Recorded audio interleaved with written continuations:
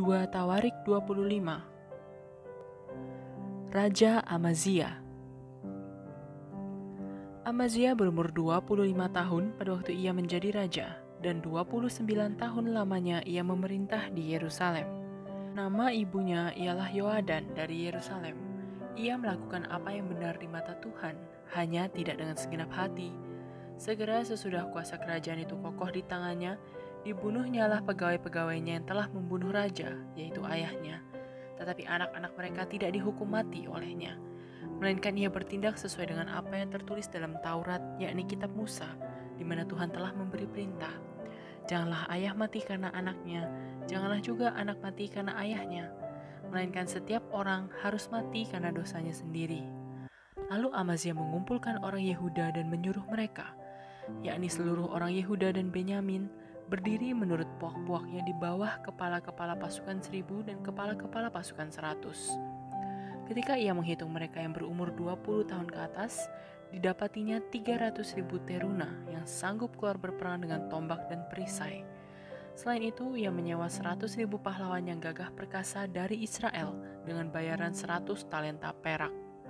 Tetapi seorang abdi Allah datang kepadanya dan berkata, "Ya Raja, janganlah tentara Israel dibiarkan bergabung kepada tuanku, karena Tuhan tidak menyertai Israel, yakni semua Bani Efraim ini. Dan jikalau mereka bergabung juga, bagaimanapun juga perbuatan dan kekuatanmu di dalam perang, Allah akan menggelincirkan engkau di depan musuh, sebab Allah mempunyai kuasa untuk menolong dan menggelincirkan." Lalu kata Amazia kepada abdi Allah itu, "Bagaimana dengan 100 talenta yang telah kuberikan kepada pasukan-pasukan Israel itu?" Jawab abdi Allah itu, "Tuhan dapat memberikan lebih daripada itu kepadamu." Kemudian Amazia memisahkan pasukan yang datang bergabung kepadanya dari Efraim, supaya mereka kembali ke tempat tinggalnya. Maka sangat marahlah mereka terhadap Yehuda. Mereka kembali ke tempat tinggalnya dengan marah yang menyala-nyala. Amazia mendapat keberanian lalu memimpin rakyatnya ke lembah Asin dan memukul kalah 10.000 orang dari Bani Seir.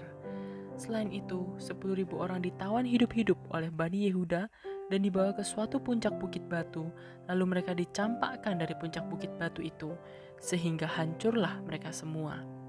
Tetapi orang-orang dari pasukan yang dipulangkan Amazia dan yang tidak diperbolehkan ikut berperang dengan dia, menyerbu kota-kota di Yehuda dari jurusan Samaria sampai ke Bet Horon, dan menewaskan 3.000 orang penduduknya dan merampas banyak jarahan. Ketika Amazia kembali, setelah mengalahkan orang-orang Edom itu, ia mendirikan para allah Bani Seir yang dibawanya pulang sebagai allahnya. Ia sujud menyembah kepada allah-allah itu dan membakar korban untuk mereka. Maka bangkitlah murka Tuhan terhadap Amazia. Ia menyuruh seorang nabi kepadanya yang berkata, "Mengapa engkau mencari Allah sesuatu bangsa yang tidak dapat melepaskan bangsanya sendiri dari tanganmu?" Waktu nabi sedang berbicara, berkatalah Amazia kepadanya, "Apakah kami telah mengangkat engkau menjadi penasihat raja? Diamlah, apakah engkau mau dibunuh?" Lalu diamlah nabi itu setelah berkata, "Sekarang aku tahu bahwa Allah telah menentukan akan membinasakan engkau, karena engkau telah berbuat hal ini dan tidak mendengarkan nasihatku." Kemudian Amazia Raja Yehuda mengadakan perundingan, lalu menyuruh orang kepada Yoas bin Yoahas bin Yehu, Raja Israel, mengatakan, "Mari kita mengadu tenaga." Tetapi Yoas Raja Israel menyuruh orang kepada Amazia Raja Yehuda mengatakan, "Onak yang di Gunung Libanon mengirim pesan kepada pohon aras yang di Gunung Libanon. Bunyinya, 'Berikanlah anakmu perempuan kepada anakku laki-laki menjadi istrinya.'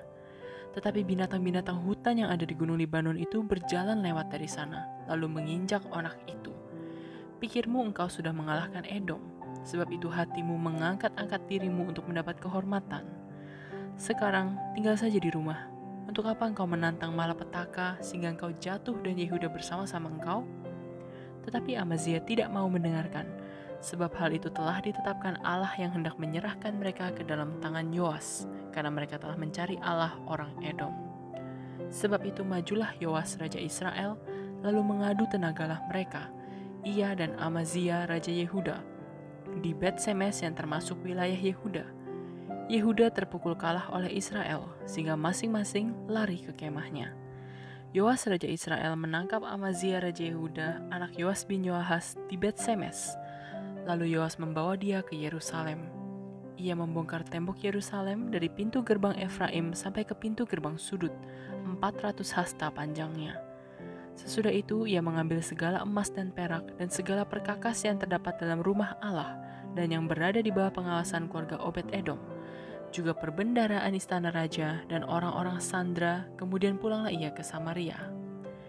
Amazia bin Yoas Raja Yehuda masih hidup 15 tahun lamanya sesudah Yoas bin Yoahas Raja Israel mati.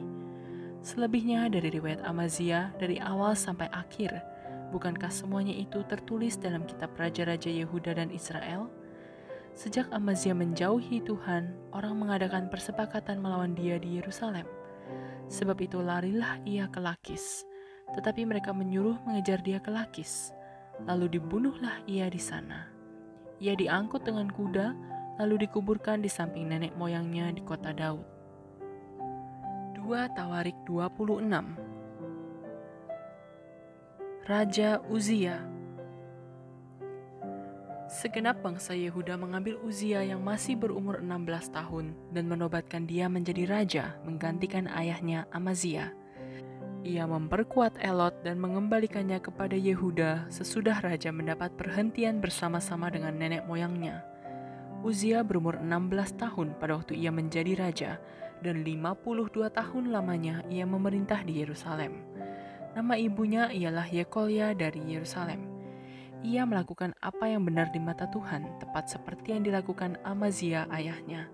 Ia mencari Allah selama hidup Zakaria yang mengajarnya supaya takut akan Allah. Dan selama ia mencari Tuhan, Allah membuat segala usahanya berhasil. Maka majulah ia berperang melawan orang-orang Filistin dan membongkar tembok Gad, Yabne, dan Asdod, lalu mendirikan kota-kota di sekitar Asdod dan di lain-lain wilayah orang Filistin. Allah menolongnya terhadap orang Filistin dan terhadap orang Arab yang tinggal di Gurbaal dan terhadap orang Meunim. Orang-orang Amon membayar upeti kepada Uzia. Namanya termasyur sampai ke Mesir karena kekuatannya yang besar. Uzia mendirikan menara di Yerusalem, di atas pintu gerbang sudut, di atas pintu gerbang lebak, dan di atas penjuru, serta mengokohkannya. Ia mendirikan juga menara-menara di padang gurun dan menggali banyak sumur, karena banyak ternaknya, baik di dataran rendah maupun di dataran tinggi. Juga ia mempunyai petani-petani dan penjaga-penjaga kebun anggur di gunung-gunung dan di tanah yang subur, karena ia suka pada pertanian. Selain itu, Uzia mempunyai tentara yang sanggup berperang, yang maju berperang dalam laskar-laskar menurut jumlah anak buah yang dicatat oleh panitera Yeiel dan penata usaha Maasea di bawah pimpinan Hananya, salah seorang panglima raja. Kepala-kepala puak pahlawan-pahlawan yang gagah perkasa itu seluruhnya berjumlah 2.600 orang. Di bawah pimpinan mereka terdapat satu bala tentara, terdiri dari 307.500 orang yang gagah perkasa dalam berperang, untuk membantu raja dalam menghadapi musuh. Uzia memperlengkapi seluruh tentara itu dengan perisai, tombak, ketopong, baju zirah, busur, dan batu umban. Ia membuat juga di Yerusalem alat-alat perang ciptaan seorang ahli yang dapat menembakkan anak panah dan batu besar untuk ditempatkan di atas menara-menara dan penjuru-penjuru. Nama raja itu termasyur sampai ke negeri-negeri yang jauh karena ia ditolong dengan ajaib sehingga menjadi kuat. Setelah ia menjadi kuat, ia menjadi tinggi hati sehingga ia melakukan hal yang merusak. Ia berubah setia kepada Tuhan Allahnya dan memasuki bait Tuhan untuk membakar ukupan di atas mezbah pembakaran ukupan. Tetapi Imam Azaria mengikutinya dari belakang bersama-sama 80 imam Tuhan, orang-orang yang tegas. Mereka berdiri di depan Raja Uzia dan berkata kepadanya, "Hai Uzia, engkau tidak berhak membakar ukupan kepada Tuhan. Hanyalah imam-imam keturunan Harun yang telah dikuduskan yang berhak membakar ukupan. Keluarlah dari tempat kudus ini, karena engkau telah berubah setia. Engkau tidak akan memperoleh kehormatan dari Tuhan Allah karena hal ini." Tetapi Uzia dengan bokor ukupan di tangannya untuk dibakar menjadi marah. Sementara amarahnya meluap terhadap para imam, timbullah penyakit kusta pada dahinya di hadapan para imam di rumah Tuhan dekat mezbah pembakaran ukupan. Imam kepala Azaria dan semua imam lainnya memandang kepadanya, dan sesungguhnya ia sakit kusta pada dahinya. Cepat-cepat mereka mengusirnya dari sana, dan ia sendiri tergesa-gesa keluar, karena Tuhan telah menimpakan tulah kepadanya.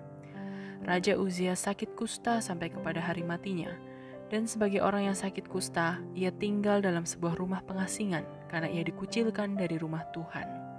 Dan Yotam anaknya mengepalai istana raja dan menjalankan pemerintahan atas rakyat negeri itu. Selebihnya dari riwayat Uzia dari awal sampai akhir ditulis oleh Nabi Yesaya bin Amos. Kemudian Uzia mendapat perhentian bersama-sama dengan nenek moyangnya, dan ia dikuburkan di samping nenek moyangnya di ladang dekat pekuburan raja-raja, karena ia berpenyakit kusta, kata orang. Maka Yotam anaknya menjadi raja menggantikan dia. 2 Tawarik 27. Raja Yotam. Yotam berumur 25 tahun pada waktu ia menjadi raja, dan 16 tahun lamanya ia memerintah di Yerusalem. Nama ibunya ialah Yerusa anak Zadok. Ia melakukan apa yang benar di mata Tuhan, tepat seperti yang dilakukan Uzia ayahnya. Hanya ia tidak memasuki bait Tuhan. Tetapi rakyat masih saja melakukan hal yang merusak. Ia mendirikan pintu gerbang tinggi di rumah Tuhan dan mengadakan banyak pembangunan pada tembok Ofel. Ia mendirikan juga kota-kota di pegunungan Yehuda dan benteng-benteng serta menara-menara di hutan-hutan. Ia berperang melawan Raja Bani Amon dan mengalahkannya. Sehingga pada tahun itu juga Bani Amon membayar kepadanya 100 talenta perak, 10.000 kor gandum, dan 10.000 kor jelai. Juga pada tahun kedua dan ketiga, Bani Amon membawa upeti itu kepadanya. Yotam menjadi kuat karena ia mengarahkan hidupnya kepada Tuhan Allahnya. Selebihnya dari riwayat Yotam, segala peperangan dan tingkah langkahnya, sesungguhnya semuanya itu tertulis dalam kitab Raja-Raja Israel dan Yehuda. Ia berumur 25 tahun pada waktu ia menjadi raja, dan 16 tahun lamanya ia memerintah di Yerusalem. Kemudian Yotam mendapat perhentian bersama-sama nenek moyangnya, dan ia dikuburkan di kota Daud. Maka Ahaz anaknya menjadi raja menggantikan dia.